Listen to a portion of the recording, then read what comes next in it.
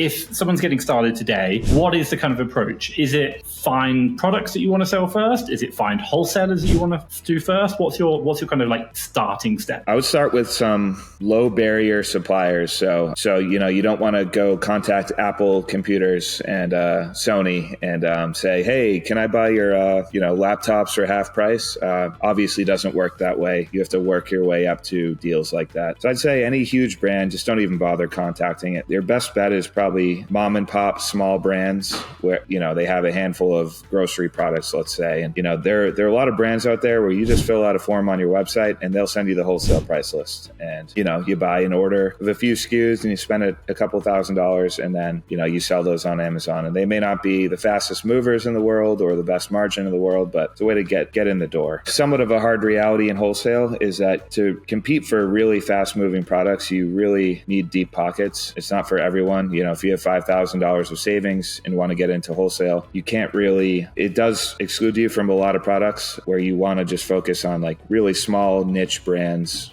mom and pop brands, or local wholesalers or distributors.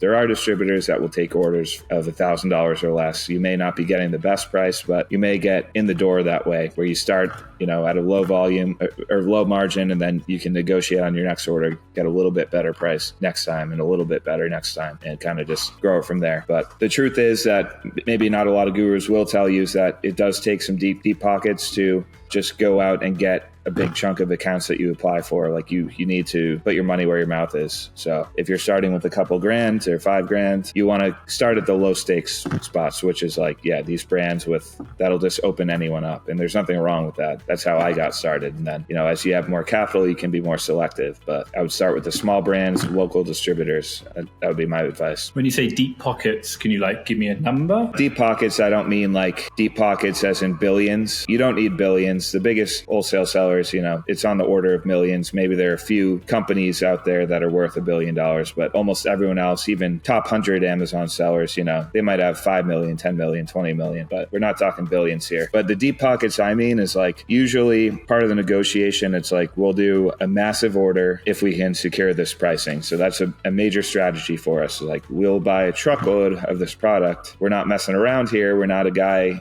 selling out of his basement. We're serious and we're going to, purchase 20,000 units of this product. And that'll usually perk their ears up. And then we say, but we need this price. And then we'll be very straightforward with them. We'll be like, yeah, we do sell on Amazon. We'll even take a rev seller chart or a keep it chart and be like, here you go. We're making $1 each on this product and it costs us 20. That doesn't work for us at your pricing. So how much do we need to buy to get to like the pricing we need? And, we work it that way. And usually it requires a huge amount of money, like 50 grand, 100 grand, 200 grand, 500 grand. So my business is starting to enter like sort of big leagues where we're competing with people that can do $1 million purchase orders or $2 million orders. And so that's what I mean by deep pockets. There are people starting wholesale that do have 6 figures to spend on an order. And if you do, then you can use that to your advantage. Hopefully that clarifies what I mean a little more. We're talking, into the 6-figure range rather than your $5,000 bankroll. Yeah, I think it's interesting. I've seen one of your